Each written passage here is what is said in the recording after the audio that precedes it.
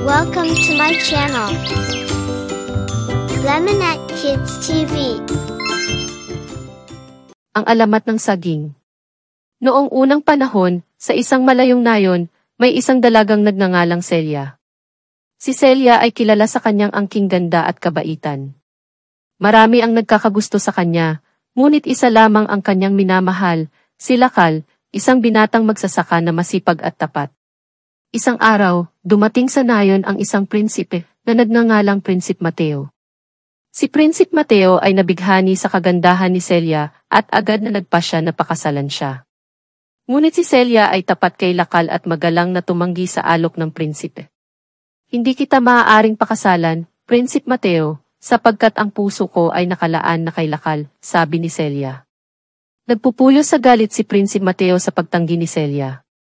Kung hindi ka magiging akin, wala ring ibang makakaangkin sa iyo, banta niya. Upang maisakatuparan ang kanyang balak, humingi ng tulong si Prinsipe Mateo sa isang matandang mangkukulam. Ginawa ng mangkukulam na isang puno si Celia na may mga kumpol ng prutas na hugis puso bilang parusa. Nang malaman ni Lakal ang nangyari, siya'y labis na nalungkot. Araw-araw niyang dinadalaw ang puno at umiiyak sa paanan nito. Isang araw, habang umiiyak siya, lumitaw ang diwata ng kagubatan. Lakal, ang iyong pag-ibig at katapatan kay Celia ay labis na hinahangaan. Upang matulungan kita, bibigyan kita ng kakayahang alagaan ang puno ni Celia. Ang prutas ng punong ito ay magiging simbolo ng inyong pagmamahal. Nang lumaon, ang puno ay tinawag na saging.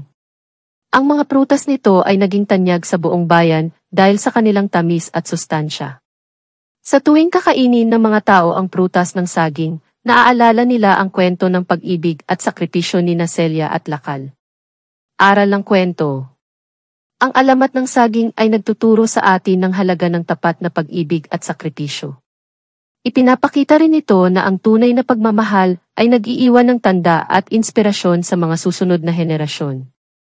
Ang pagmamahal na puno ng katapatan at kabutihan ay hindi matitinag ng anumang pagsubok.